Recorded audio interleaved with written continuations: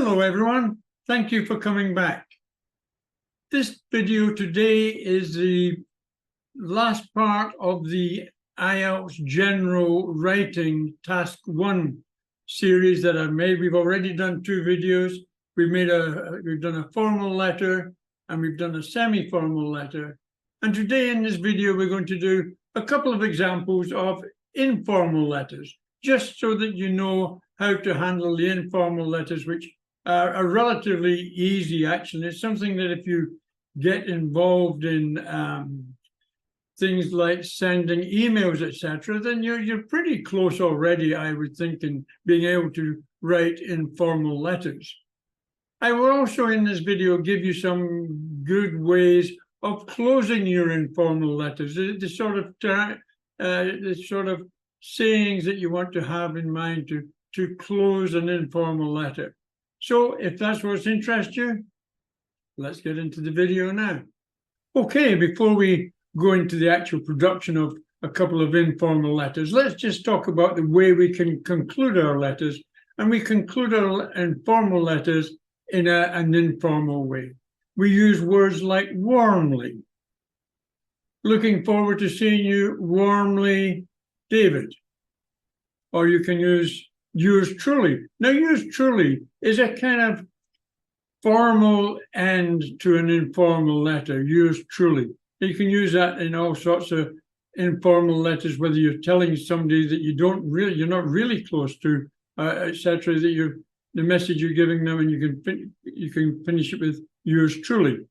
That was the old way of always finishing personal letters, yours truly. Lots of love. Yeah, if it's someone that's really close to you, lots of love, David. Okay, take care. Another good one. Take care, Susan. The names I'm giving you are your names. Affectionately, maybe for a close friend, etc. Affectionately, that's another ending you can use. Hugs and kisses. Well, that's really informal, but it's quite okay if it's the way the letter has been written and it's to somebody pretty close, maybe to a parent or a daughter or a son or something like that, or a close relative. Hugs and kisses, that's good. And your friend, that's always a good one. Your friend, Matthew. And that's something like that. These are just suggestions to give you ideas on how you can do it. If you want to make a note of these, and stop the video and make a quick note of them, and maybe you can research some of your own. So let's make a start on actually producing a couple of informal letters. And in these examples, in my answers, the letters that I write, I'm going to try and make these really high band potentials. And I'm talking about 8 plus here. They should hit that sort of scoring, and it gives you an example of what to be aiming at. But if you don't feel like you can do this, do not use words that you do not really understand how to use in context.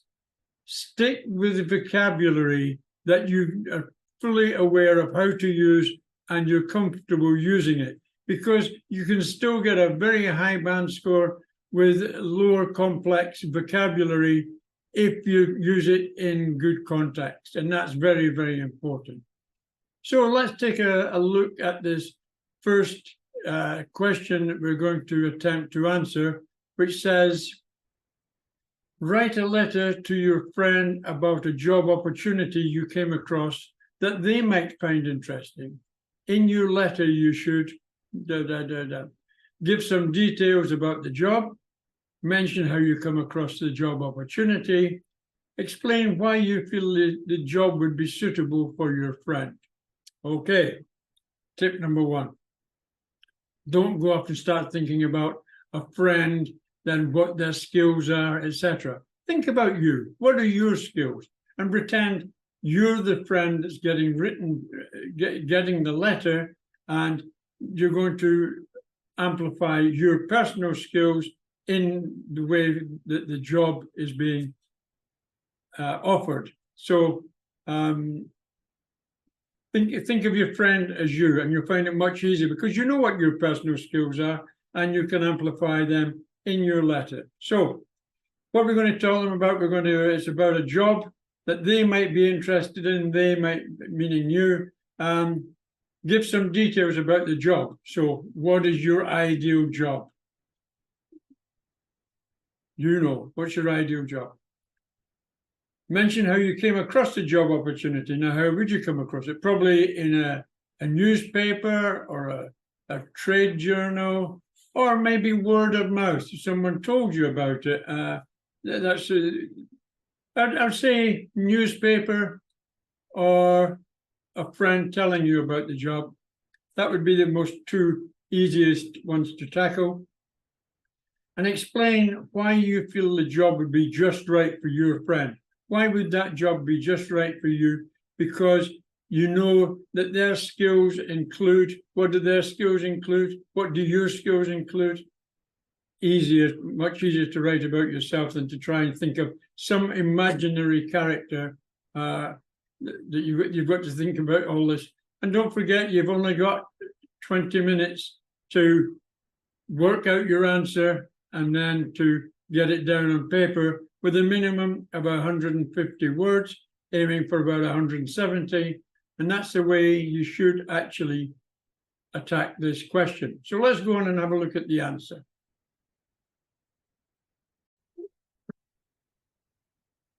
So let me read you my answer first, and then we will discuss it briefly, the things I've said.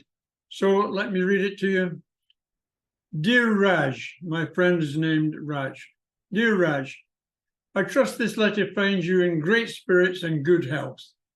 It's been quite some time since we had a chance to catch up and relive old memories. I hope we can arrange a meeting in the near future, but in the meantime, I'm writing to discuss an exciting job prospect that I stumbled upon in today's edition of the Daily Herald, a newspaper. In essence, this job opening pertains to a role as a content writer. Giving you extensive experience in this field, I believe this could be an excellent fit for you.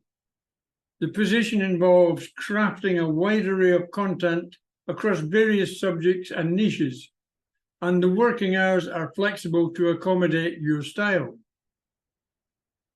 I'm convinced that this opportunity aligns well with your writing prowess. I've had the privilege of reading some of your past articles and blogs, and your talent is undeniable. Moreover, the remuneration is commensurate with your skills and abilities. Let's plan to meet soon, and I can provide you with more details about this promising job opening. Warm regards, another nice informal ending. Warm regards, Suresh. So this is you can, as we discussed before, you can see how the words I've used, etc., and the terms I've used, it's moving it up the band scores, and I would expect this to be a band 8, but don't forget, if you're not sure of how to use words in context, don't use them, because that degrades, takes your score away from your effort. So use vocabulary that you're very, very you can use very easily and you're very happy to use. Plan your letter, as I say. Just follow the bullet points and put about the same amount. As you can see my paragraphs, I've got about the equal amount of context in each paragraph. So I think this one works out to about 170 words, somewhere around there. And it is ideal. Okay, so that's the first one. Let's move on to the next one.